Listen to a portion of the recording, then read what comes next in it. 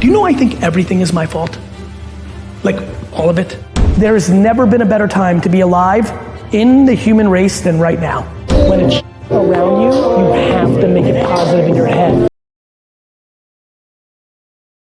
The reason I say the thing that if there's anybody that ever looked like you that made it, then there's no excuse, is because I believe it.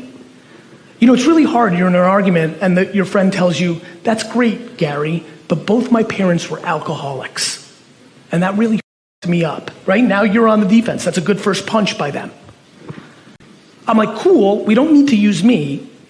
If anybody has ever been successful that had 2 alcoholic parents, which, by the way, I know of 3, well then, now what's your excuse, Karen? We are just so interested in blaming everybody else and excuses because we don't want to take on responsibility.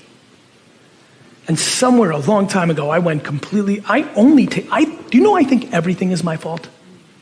Like, all of it? Like, I think it's weirdly cloudy outside right now and not nice out. My fault. Like, his scar, my fault. Like, I just default into my fault. And everybody tries to do everything else the other way. And let me tell you how good life becomes when you take on responsibility. It gets real good. Some of you, and there's a lot of you that follow me, you know why I keep bringing up the last scene of 8 Mile, the Eminem movie? How many people have seen that movie? Great. The last scene, they go into the battle. He makes fun of himself the whole time because it leaves the other person with nothing. The leverage is in being accountable of everything. The leverage is exposing your weaknesses. I proudly talk about passing on Uber twice, being a DNF student. You know, I proudly talk about my shortcomings, right? I can't wait for more bad things to happen. I mean it, because I will talk about them because what, you're so imperfect? Fuck you. We are in a remarkable time. For all the things you may be worried about, left, right, up, down, there's never been a better time to be alive in the human race than right now. Medicine, life expectancy, poverty, every issue we have, better. You know, the best people to talk about what's going on in America are 90-year-olds. They shit on everybody. They're like, it's bad? This woman made me laugh so hard. This like 92-year-old woman stopped me in the street. She's like, keep doing what you're doing. I'm like, she looked like 190. I was like, thank you. I got to talk to her for a second. She's like, and by the way, these women, and she's wrong, but it was still funny. She goes, these women, if I didn't have somebody grab my ass every day in the office, I was pissed. I was like, I get it. I get it. I was like, don't say that in public. She's like, public. I was like, man, 92 is some gangster shit. I'm obsessed with practicality. I'm obsessed with practicality. People think I'm a disruptor or, Nostradamus, predictor or right. I'm practical. Facebook and Instagram ads are grossly underpriced. If you go home tonight and Google how to run Instagram story ads and learn how to do that, and then make a video or picture and run Instagram story ads for whatever you're trying to do in life, become the mayor here, sell some peanuts, kombucha, get people to sign up for your, track team. I don't care what. I don't know where the this comes from. I don't even think you can sign people up for a track team. Anyway, nonetheless. An Instagram story ad will work better than anything else you can do if you care about people 15 to 55. 15 to 45. If you care about people 30 to 75, Facebook works better than anything. Like all your dreams, whatever that may be, simple dreams like making $400 more a month so you can save it and take your family to Walt Disney this year. All your dreams. Like the amount of people that are affected by making $200 more a month is staggering. The fact that I know that if you literally stopped listening to me right now, took out your phone, went to Craigslist, went to the for sale section, clicked on the free section within the for sale section, took your car, got up, left in the middle of my keynote and picked up 8 things, went home, took one picture on your phone, not like in the old days where the phone, you take the discount and put in your computer. No, not that, which is, oh, by the way, the old days, 11 years ago. And no, just take a picture of the thing and post it on Facebook Marketplace and post it for $20 to $80 that literally in the next 48 hours, you would have $200 more. I'm obsessed with practicality. Everything I talk about feels so real, it just might take 11 years. And a lot of people don't have 11 years. They don't have 11 years because they're not willing to put in the work to be happy for the rest of their life. They'd rather complain. They'd rather blame somebody else. What are the qualities that you think make for a true and a successful entrepreneur? What's important? She or he has to love the game. For me, a purebred entrepreneur, she or he loves the journey, not the stuff. You know, one of the things I struggle with in the current state of entrepreneurship is a lot of people want the vacations, the watches, you know, even the context of this, you guys have such incredible imagery. I think it's remarkable. Who doesn't want fine things in life? Yeah. But I think that if you're in the game just for the fine things in life, for the bottles and the models and the private planes, I think you're gonna lose. And it definitely is not my definition of an entrepreneur. My definition of an entrepreneur is somebody who can't live without doing their thing and trying to create, literally suffocated. All the time, because they're doing it for the money. I think the bigger question is, what do you want the money for? Is it blocking an insecurity? Is it to get the girl? Is because you're trying to amass as much as you can because you actually don't like working and you want to live? The reason so many people fail in life and business is their model is, let me get the money so that I can enjoy and relax.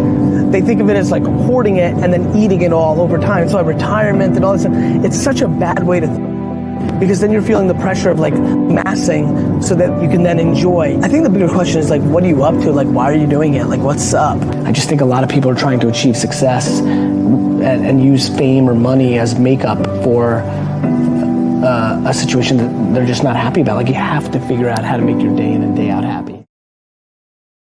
Yeah. Right? Yeah. Like financial power. Yep. What can I do? I want to know. You've got to break out of that pattern. You got to not listen to him and make money in however way you want.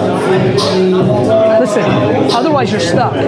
If you want to help your mom, sometimes the best way to help your mom is to get out and then come back and get her out.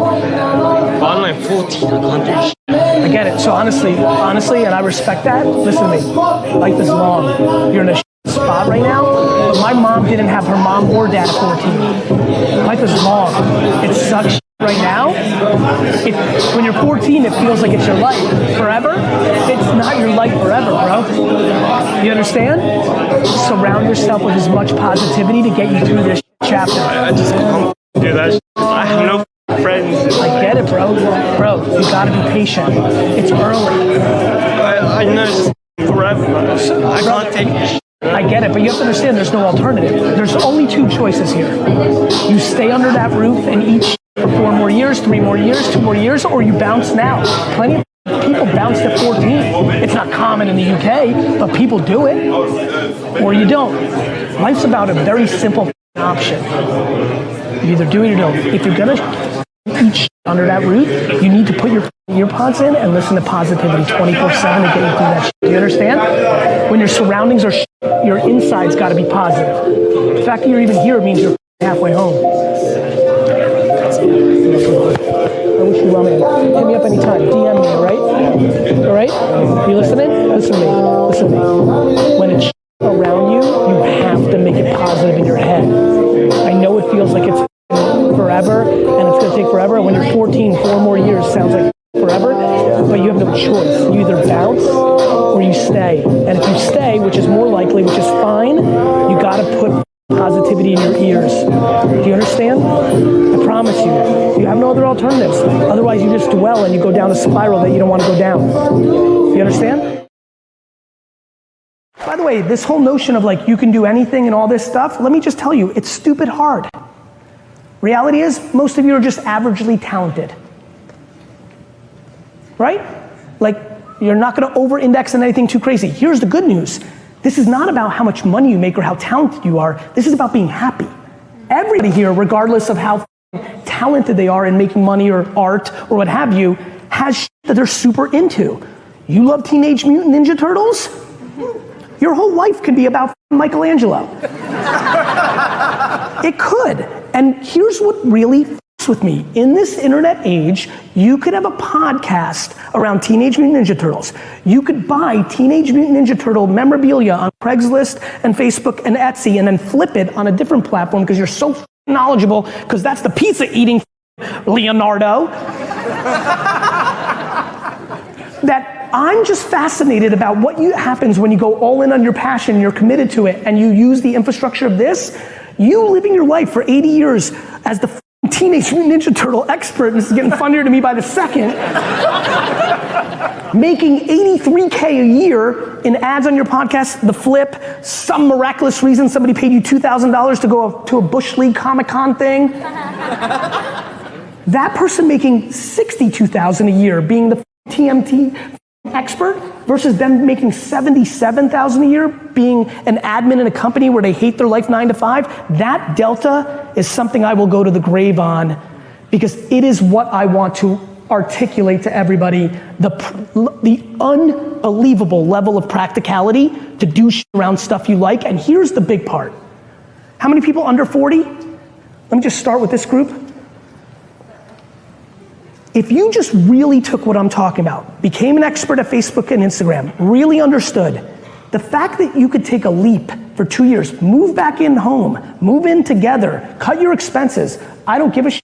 The fact that you can do that for 2 or 3 years, and if it doesn't work out, you can go back to getting a job, that's nuts. That's nuts. I don't think you get to judge what somebody does with the fruits of their labor. Yeah. For me, I think that that's what's amazing about anything, which is there's many different definitions. For you, go out, work your face off, win, and reward yourself with something is exactly right. For me, the reward is pouring more of the dollars and energy into the company, not buying stuff for myself. It's one and the same. Yeah. It's one and the same. To me, I think it's amazing if somebody wants to buy an Armani suit or a $5,000 pair of belt or a diamond ring for $100,000. I don't, but that doesn't mean that's right or wrong. Mm-hmm. What I'm doing with that same $100,000 instead of a ring is I'm hiring 2 more people because I'm trying to buy the jewelry company, not a piece of the jewelry.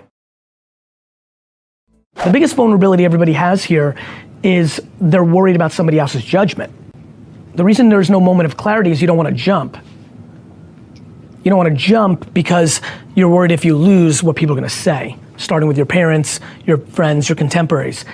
My ability to not truly care about other people's opinions has been the foundation of my happiness. I respect people's opinions. I just don't care about their judgment of me. I have flip-flopped about project management at VaynerMedia like so many times, and I don't worry if somebody hears like, make a decision, or like, you're stupid, or like, what the f***, or why are we always changing? Like, go work at Gray Advertising. The reason I will never achieve my goals is my goals are to play. The reason people achieve their goals is because their goals was a number of money. If your goal is an amount of money, you've lost. So the reason it's empty is what? You wanted to be a millionaire, so what happens next? You're gonna make 10 million a year? Like what, 100 million? Like, it's the wrong goals. My biggest goals is to be the most impactful entrepreneur of this generation by bringing the most value to all the entrepreneurs. That's gonna take me my whole life. Thank you. So you need to change your goal from something that's selfish to something that's selfless, because then it will take you the rest of your life. You should really go to a retirement home one day and volunteer and just talk to them. It will make you want to do every minute of your life, because when you're 90 and you're not mobile and you're tired and it's over, you can't do it. You can't do it. You can't build that company you wanted. You can't spend that time with your kid. It's regret. And it drives the shit out of me. How old are you? I'm 27. You got time. It's a balance of regret and patience. Like, you can go hard for 3 years, do nothing right, wake up, and be young as The amount of people who are watching this right now, maybe even in this room, that are sad, men and women, that they didn't go for it, and didn't make the move and didn't try, that regret is a hell of a lot longer and more painful and more drawn out than the instant rejection of going for it. It's just the way it is. Like, even if you think of random dumb stuff like not asking out that person in high school or stuff, this stuff lingers.